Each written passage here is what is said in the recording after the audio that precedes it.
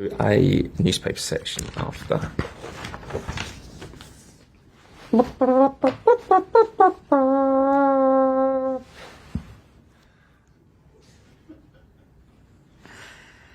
Okay.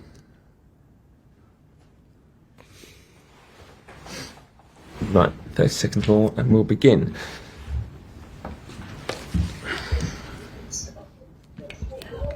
If you could mute yourself on Zoom, please, guys, until we're ready to come round online. We'll start today's press conference with the broadcast and Gary Cottrell and Sky Sports News. Gary, where you go? Thanks, Adrian. Hello, Emma. Hey, Gary. Just get the difficult question out the way first, if I may, as far as Sam is concerned. Now, I know you can't comment at all about the scenario, about the case, and she denies it, but as far as the club is concerned, as far as you're concerned, were you aware something was going on, and what's your role, if anything, now with Let me just allow recording on the Zoom.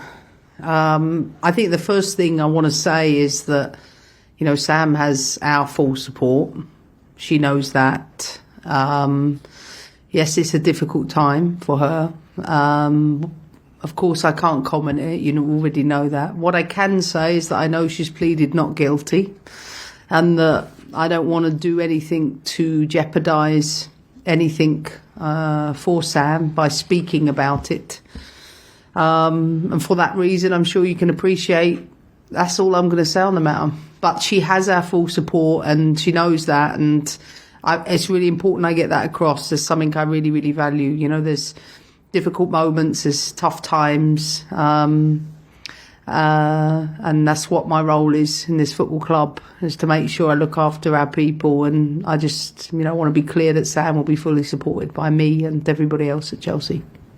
Thank you for that. So, Manchester City, Yeah. do you have revenge in your mind at all, given the last time you met? This is not Star Wars. Like, this is no Death Star destroying moment. Revenge for me is, you know, something I don't really think about when it comes to football. What I know is they're a top team. They took points off of us at home. Not a lot between the two sides. Listen, if you want to compete to play in cup finals, one, you have to be in the position, which we are, and two,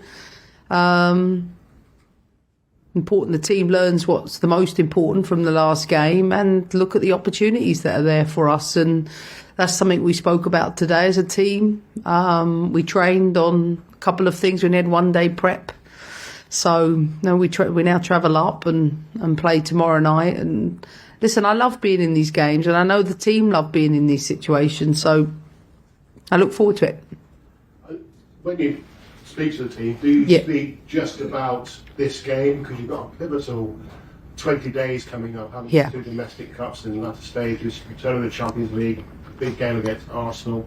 I think maybe a lot clearer about, you know, where you are in terms of winning these competitions in 3 or 4 weeks' time. Yeah, no, absolutely. You couldn't. There's just not enough turnaround time for you to think beyond it. You know, we've got a long trip to Manchester and then we have to go back up north at the weekend. But we have to focus on the players that we got available that can compete tomorrow, and then obviously players from the bench. You know, we have a game planned in mind. We know what we have to execute to be at a better level, particularly going forward. And like I said, I think the dressing room's in a good place. It was a good performance at the weekend, and we'll take that into tomorrow night. The Parliamentary Committee, Women and Equalities Committee, have weighed in regarding ACLs. Have you seen their comment? I have seen a little bit, but not a great deal. But what I will say is, I think is really valid. I've said it before, I'll say it again. It's absolutely critical if you're asking for a Carney review of women's football that we actually take on board those recommendations and we put them into practice. It goes beyond ACL injuries for me. This is support around women's health, the women's game, etc. And as you know, I'm an advocate of that. And I hope that the recommendations that have been made to Parliament are something that are acted upon.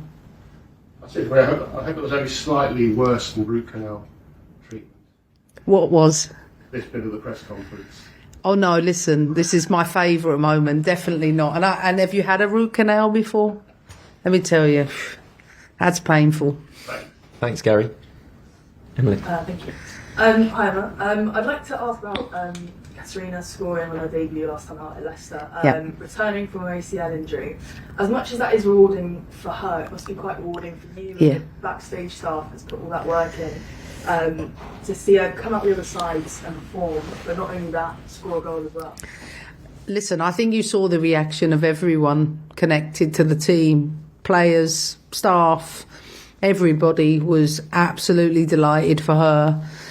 She's a super character, she really is, and ever since she came into this club, I think the dressing room really took her in as one of their own. Even today, she bought a cake for everyone to celebrate everybody putting up with her. It was just a large cake with a big picture of herself on it, I might add, that we had to cut through. And it just said, thank you for putting up with me during this. It's been a long battle, and her teammates have been tremendous in helping her through that. But the staff, this is the work. People don't see what the medical team do and the performance team do. So that's why, for me, it's important to mention it. And for me, as a manager, she's someone I brought to this club. I really, really wanted to bring to this club. And I knew we were taking someone who wasn't 100% fit. Maybe I didn't think it would take this long, but she's had setbacks, and I'm just delighted for her. She can finally progress her career with Chelsea. She's a super, super person. Can I also ask about Aggie Lever-Jones as well? Oi. Well, she was called up to the senior England team. Have you seen a difference since she's come back? Confidence maybe, or in her performance? Good question. No, I see the same Maggie I see every day. A sweetheart, as someone who is Chelsea crazy and a real developer, young talent who's always taking on everything we ever ask of her. And I think she takes it all in her stride, and again, came on at the weekend. I think she's been so impressive from the bench for us. She's so front-footed. She's such a goal threat. As I said, I'm sure she will have a big future at Chelsea. She just needs to keep working at all the things the coaches are asking, and I don't see a change. I just see someone who's getting hungrier every day. Looking ahead to City then, can I ask about the squads? Any updates on injuries and team news? Obviously, Nat Bjorn is suspended. Lauren James back into the squad. Kat Macario obviously into the squad again. At this moment in time, I don't know any others, but I think it's be pretty similar to the weekend. Okay. And in terms of competitions, you're still in all four. One game away from a League Cup final. Is it important for you that you go out with all four? No. I don't think of it like that. Like, I don't sit here and say, oh, I need to have these things when I leave. I want to just keep improving and keep building the team. Ideally, we win as many trophies as we can, but most importantly, I'm not someone who's solely focused on that. I want to keep developing the club and the players within it. And for me, at the end of the season, of course, I'd love to look back and have as many trophies, but I take even more satisfaction knowing we've got even more players for Chelsea's future. And you've got a big week of games this week. City tomorrow, Everton at the weekend, and then Arsenal next Friday. Not only are these big games, but it's an extremely quick turnaround. Are you going to be saving players tactically for like the games at the weekend or next week? I don't know what that means. I don't think like that. I think one game at a time. I think when you talk tactically and, preserving yourself, that's all about keeping the ball. So that's the first thing. Two, you get energy from winning. Your legs might be a little bit tired, but you get energy and motivated by winning. And if you can't be motivated to play in this team to compete for trophies, then I don't know what's going to motivate you. So we like this end of the season. We like being in the thick of games. And I promise you, I've got a dressing room of players that are hungry to keep winning for Chelsea. Thank you. And then we're in the room. We'll go to Emma Saunders, BBC Sport Online. Emma, if you want to unmute yourself, away you go. Hey. to see you. Just want to go back to Kat because I'd imagine, you said earlier she's obviously had setbacks in her return. I'd imagine it's going to be a bit of a phasing process until she's kind of available to play 90 minutes. And is that something that, we maybe just need a little bit of patience to see her obviously play a full game? Yeah, I think so. But we have been doing that in the background. She's been playing with the under-18s. She had some minutes there. She's been training with the squad since the turn of the year. So she has been building a solid base. But when you're out that length of time, you have to gradually build. We've almost had to give her a pre-season from January up until this point. So far she's played 2 20-minute games, or maybe 20 minutes and 30 minutes. So she's gradually working towards that. She's available again on Thursday, and I expect that she will be someone, that we can go to from the bench. Don't think she's quite ready for a start yet, and that includes the weekend, but she's getting closer.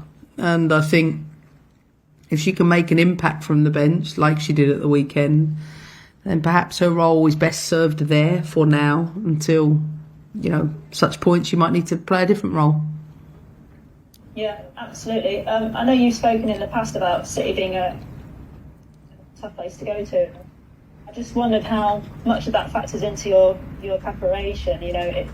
Is it important to try and reduce how much of it can play an impact, or is that something that I guess yourself and the players are just so used to now that it kind of doesn't really need to factor into the preparation? What motivation do you want? Win the game, we go to a cup final. I don't care where the game's being played. That would be my message to the team. We're playing a top side, but we too are a top team. We too have a top qualities. And it's important for us to demonstrate those in the way that we know best. My focus is on us, not on Man City. Thanks, Emma. All the best. Thanks, Emma. Next raise hand, please, for the broadcast section before we move to newspapers. Any more? No? Is that up the top there? Okay. All good? You broadcast? Okay. Oh, no. No, for the next section. Okay, cameras off, please. That's the end of the broadcast section